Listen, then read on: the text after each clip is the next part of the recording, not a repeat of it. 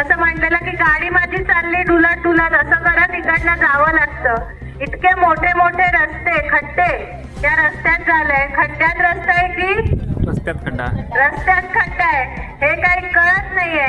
इकडे मोठ्या मोठ्या गाड्या फसतात, इकडनं जाणं येणं मुश्किल झालेलं आहे. ऍक्सिडेंट होतात, लोकांचे जीव जातात. त्यामुळे हा रस्ता मृत्यूचा सापळा झालेला आहे आणि यावरती ताबडतोब शासनाने काहीतरी मार्ग काढावा यासाठी मी मागणी केली होती.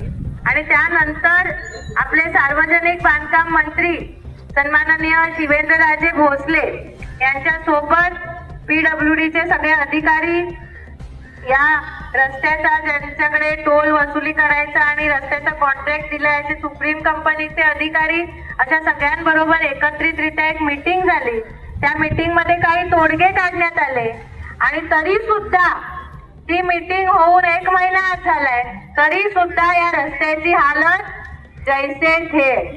त्यामुळे तुमच्या सर्वांचे आणि श्रमजीवी संघटनेचे, मी लोकप्रतिनिधी या नात्याने श्रमजीवी संघटनेचे मनापासून आभार मानते की तुम्ही सगळेजण इथे रस्त्यावर आलात.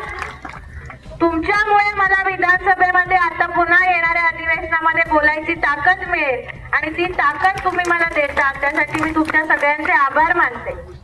खरं तर या रस्त्याचं काम कोणी